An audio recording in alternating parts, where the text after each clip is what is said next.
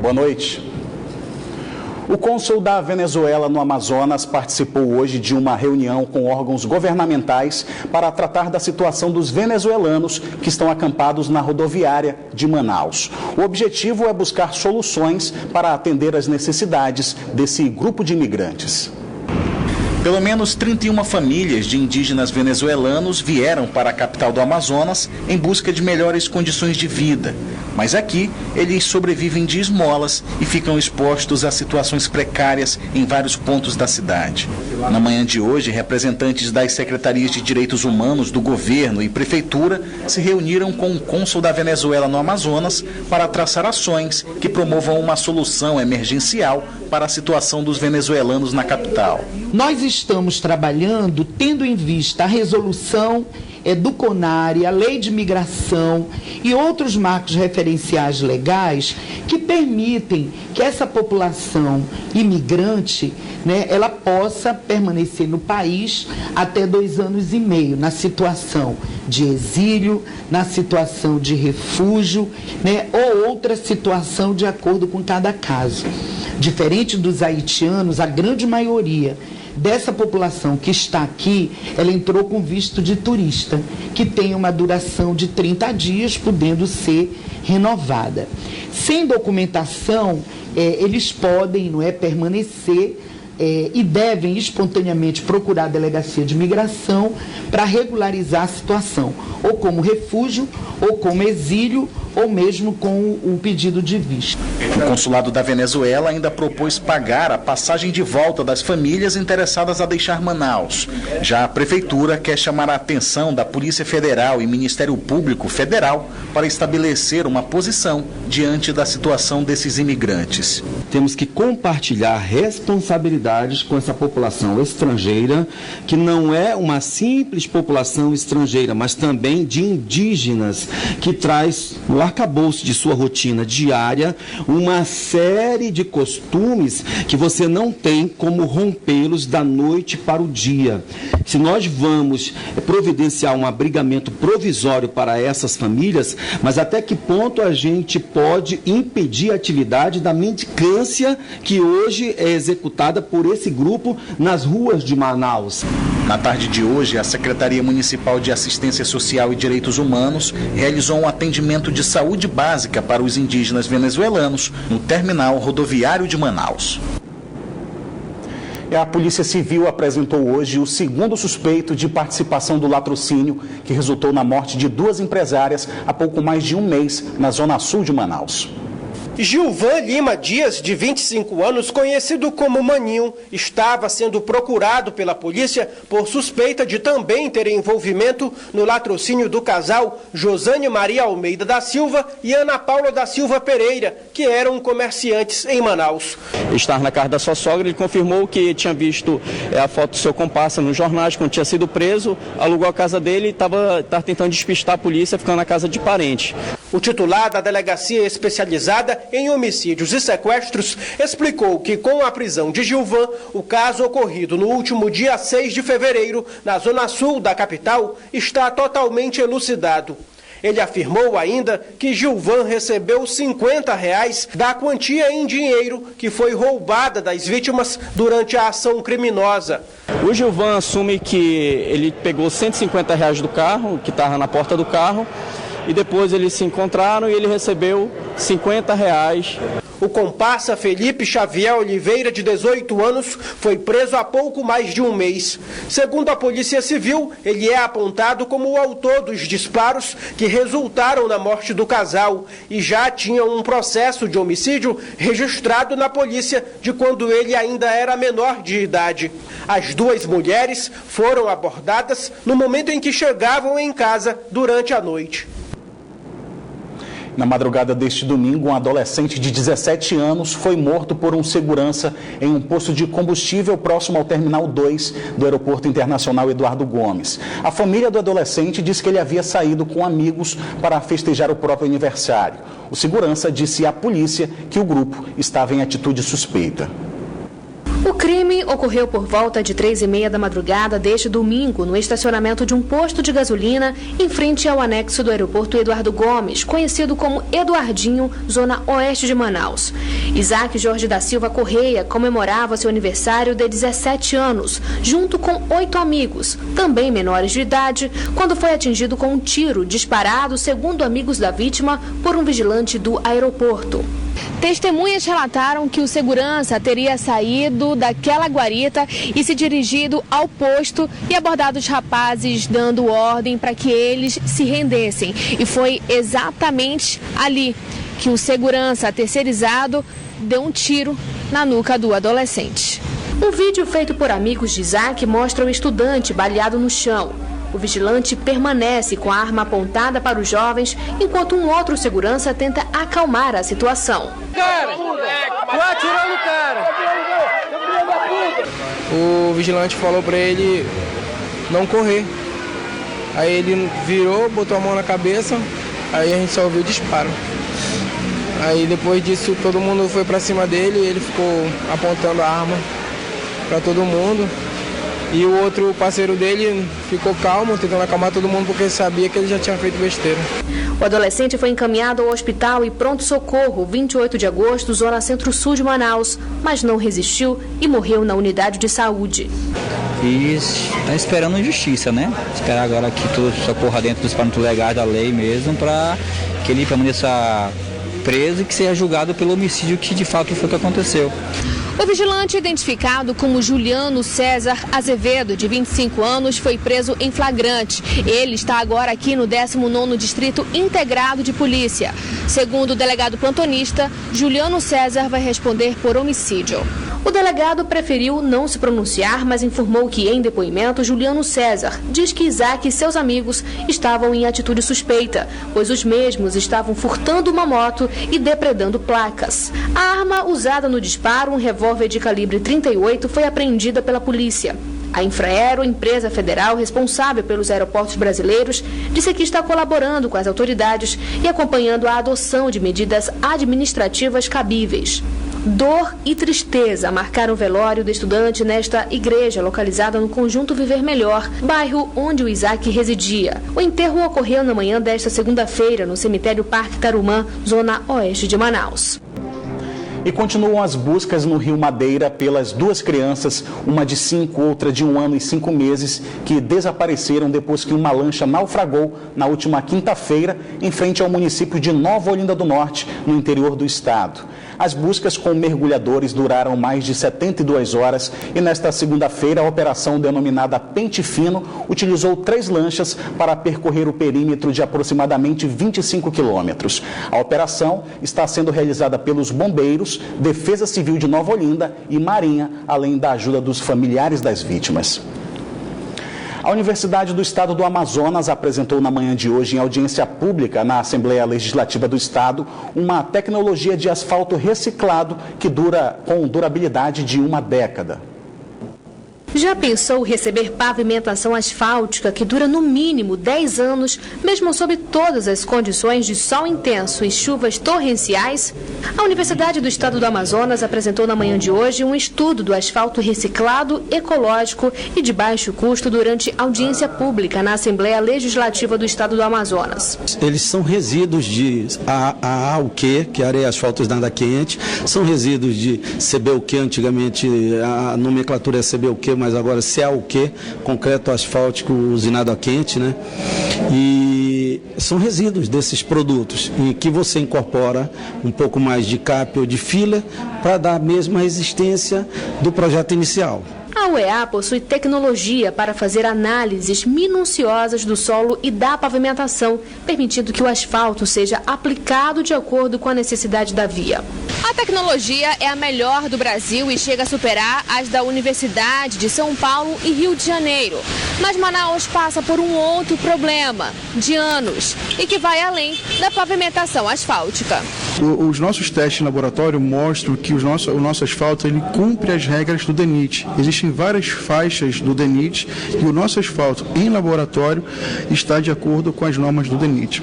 Quais são os maiores e principais causadores de um buraco na cidade de Manaus? Primeiro, a falta de uma drenagem profunda na malha viária. Hoje nós temos 6.000 quilômetros de via, 16.000 ruas e nós temos aproximadamente 1.800 ruas com drenagem, ou seja, 30%.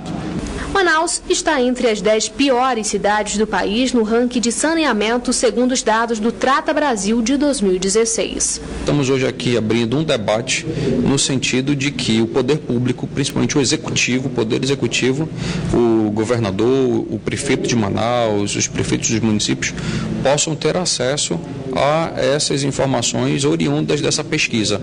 É um asfalto que pode ser reutilizado, ele pode tem um custo muito menor e, acima de tudo, tem uma durabilidade maior. As condições de infraestrutura das feiras de Manaus também foram tema de audiência pública na Assembleia Legislativa do Amazonas nesta segunda-feira. Esta é a situação da Feira do São José, zona leste da cidade. Condições de cobertura precárias, fiação exposta de iluminação improvisada e animais em ambiente onde os alimentos são expostos. Melhorar mais, né? Aqui nós temos shopping, agora vai nascer outro shopping aí, né, final de ano. Tem que melhorar mais, né? Só que os pessoal, acho que não estão nem ligando pra gente, tá abandonada a feira aqui. A cobertura, né? Que a gente tá precisando de uma cobertura nova, hein? Então o pessoal não liga pra gente, é assim mesmo. Aí vai trabalhando do jeito que pode aqui. Não pode fazer nada. Essa feira já foi muito visitada, inclusive por moradores aqui das proximidades. O movimento é um pouco melhor nos finais de semana, nos outros dias o movimento é assim, tranquilo, bancas sem mercadorias e uma infraestrutura a desejar. A feira existe há 30 anos. A última reforma foi em 2015. Para este feirante, não há como comparar preços e condições estruturais com as de um supermercado. Não tem como fazer esse preço deles. Então, até nós corremos a ele para ver se consegue ganhar um pouquinho através da promoção deles. Isso é uma concorrência desleal. No auditório da Assembleia Legislativa do Amazonas, deputados, feirantes e representantes de órgãos ligados a feiras, limpeza pública e produção rural estiveram presentes. Realmente essa parte da movimentação deu uma diminuída, né?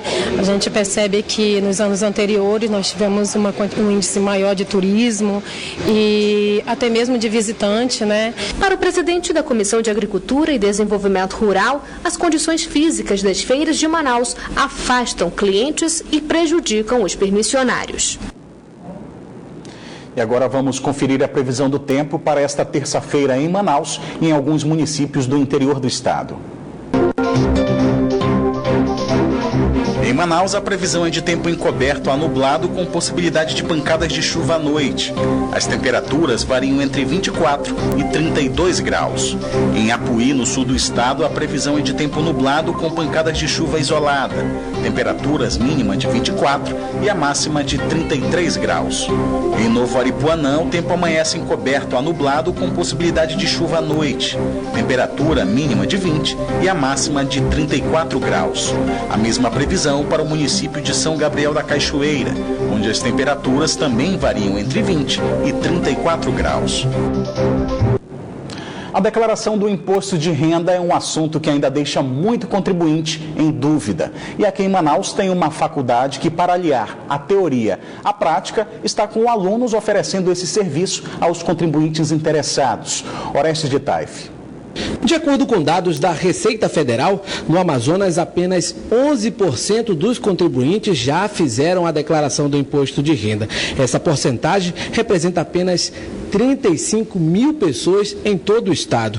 E para quem não fez ainda essa declaração do imposto de renda, pode baixar o programa direto no site da Receita Federal ou procurar um escritório contábil particular, mas nesse caso o contribuinte paga pelo serviço. Mais uma maneira prática de fazer a declaração do imposto de renda e o melhor de graça é procurar alguma instituição de ensino que ofereça esse tipo de serviço para a população. Começamos a atender hoje, esse atendimento atendimento ele vai até 28/4, no horário das 14 às 17 de segunda a sexta e no sábado de 9 às 11. É bom lembrar também que todos os documentos são necessários, né?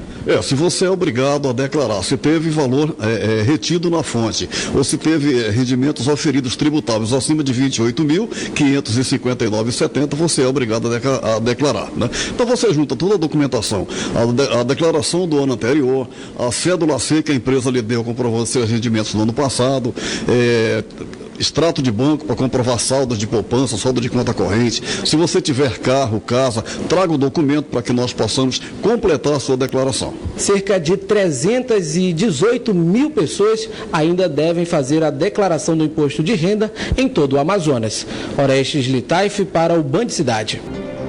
E depois de 2 adiamentos no último sábado, o Bloco das Piranhas, onde tradicionalmente os homens se vestem de mulher, agitou o Sambódromo de Manaus. Mesmo fora de época, os foliões que foram para o Bloco das Piranhas capricharam nas fantasias e na criatividade. O tradicional Bloco de Manaus, e que sempre acontece no Domingo Gordo de Carnaval, foi adiado por 2 vezes. Mas finalmente aconteceu nesse fim de semana no Sambódromo. Uma festa tão esperada pela gente aí da comunidade, todo mundo aí de Manaus adora uma festa dessa. Qualquer hora é hora de brincar, né? É o que vale. Sim, o que vale é a brincadeira, é a diversão, é todo mundo vir na paz, não ter briga. Já são 37 anos do evento na capital. Tivemos dificuldade esse ano, mas o bloco está aí. O Bloco das Piranhas está vivo e daqui para frente mais vivo ainda. Teve muita música para o público.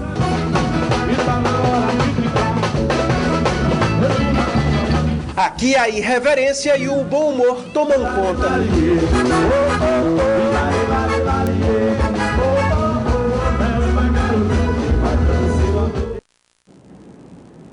E neste fim de semana também teve a primeira edição de 2017 da Feira do Passo no Centro Histórico de Manaus. A maior feira de rua gratuita da cidade contou com exposições e atrações musicais. Um domingo cheio de cultura, exposições e visitantes, muitos visitantes. A primeira edição de 2017 da Feira do Passo aconteceu no entorno da Praça Dom Pedro II, em frente ao Museu Passo da Liberdade. Trazer o Manauara de novo para o Marco Zero, primeiro ponto urbanizado da cidade de Manaus, é resgatar a história de Manaus, resgatar a história do patrimônio cultural e artístico da cidade, enfim, trazer o Manauara novamente às suas origens, além de apoiar e auxiliar os projetos de desenvolvimento social da comunidade que vive em torno da Praça Dom Pedro II. O evento é realizado em um dos pontos turísticos mais importantes do centro de Manaus, onde encontra-se o Marco Zero. A Feira do Passo acontece sempre no segundo domingo de cada mês. Um espaço familiar, onde você possa ver, tem jovens, tem adultos, tem crianças, tem artesanato, tem economia criativa, tem música, dança. Está aí hoje uma exposição imensa de carros e motos. Tem a área geek, com os meninos lá fazendo videogames, fazendo jogos. Cerca de 40 expositores participaram do evento. Luciana Chaves é uma delas. Na edição passada vendeu doces, mas agora resolveu apostar em acessórios. E ainda mais que a gente pode expor nossos produtos, né? Os cursos também que a gente faz no Instituto, né? Tudinho. E assim tá ótimo. Cristiane Mota também é uma das empreendedoras da economia criativa e também faz parte da comunidade São Vicente. As pessoas estão vindo conhecer isso, tem um valor enorme, não só para os moradores que moram aqui, né, na comunidade São Vicente, como também os visitantes que vêm aqui participar. Durante a programação, o Museu Passo da Liberdade, no prédio histórico, que já abrigou o governo provincial e republicano, esteve aberto para visitação. E no último sábado, Manaus entrou na rota dos jogos do Novo Basquete Brasil com o clássico carioca Flamengo e Vasco. O rubro-negro levou a melhor, mas quem saiu ganhando mesmo foi o amazonense, que viu um grande jogo em quadra. Na hora do jogo iniciar, o que se via eram funcionários tentando secar a quadra por conta da forte chuva do último sábado em Manaus. O torcedor também molhou a camisa do time do coração. Camisa molhada, mas que vale a pena estar aqui, presenciando meu time. Várias famílias foram assistir a partida na Arena Amadeu Teixeira no fim de semana. Botar a sensação, amor rubro-negro em dia. curtindo aí com a família o jogo do Flamengo. Um evento inédito no Amazonas. A expectativa é muito grande. Vasco e Flamengo é rivalidade em qualquer esporte. É Vasco. Vasco! Primeira vez que é um jogo desse, né? E é o povo que prestigiando aqui a torcida do Vasco, linda, maravilhosa. O clássico pelo Novo Basquete Brasil, o NBB, começou com meia hora de atraso. E foi o Vasco que abriu o placar. O Flamengo foi para cima e empatou. A cada sexta, a torcida fazia festa e o primeiro período terminou favorecendo a equipe do Flamengo. No segundo quarto, o rubro-negro também conseguiu manter o bom desempenho e finalizou por 2 pontos de diferença. O Vasco passou a pecar muito nos arremessos de bola e no terceiro período também deu Flamengo na frente. Começava a quarta etapa e o apoio para os jogadores vinha de ambas as torcidas. A emoção deveria ser grande também para quem acompanhava a partida em casa pela transmissão ao vivo aqui na Band. Na Arena Amadeu Teixeira em Manaus. Os torcedores do Vasco ainda acreditavam em uma possível virada do gigante do basquete, mas não teve jeito. O Flamengo, que tinha o mando de jogo e a maior torcida, venceu o duelo por 94-86, descontando o primeiro clássico que ocorreu no Rio de Janeiro e mantendo a liderança na competição. 94-86, grande vitória do Flamengo. Pelo lado do rubro-negro, Marquinhos foi o destaque da partida. Fez um jogo de muita raça, muita técnica também de determinada parte do jogo e a gente foi coroado com a vitória. O ala do Vasco, Hélio, comentou a derrota. Felizmente a gente não conseguiu a vitória, mas a gente jogou muito bem, jogamos como uma equipe, valorizamos até o último minuto a vitória do Flamengo. O técnico do Flamengo disse que o plano deu certo e agradeceu a torcida do time em Manaus. É o único time no campeonato que depende só dele para terminar essa fase como líder. E é isso que a gente vai querer fazer jogo a jogo. E agradecer demais a nação rubro-negra por comparecer e empurrar a gente para essa vitória. Flamengo é Mengo e ele vence mesmo. O Vasco é freguês no futebol e no basquete.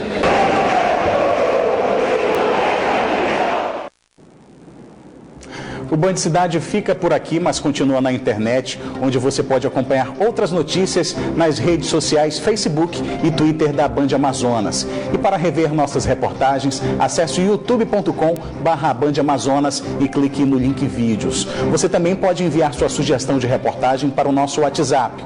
O número é o 99205-1478. Fique agora com as principais notícias do dia no Brasil e no mundo com o Jornal da Band. Uma boa noite para você e até amanhã.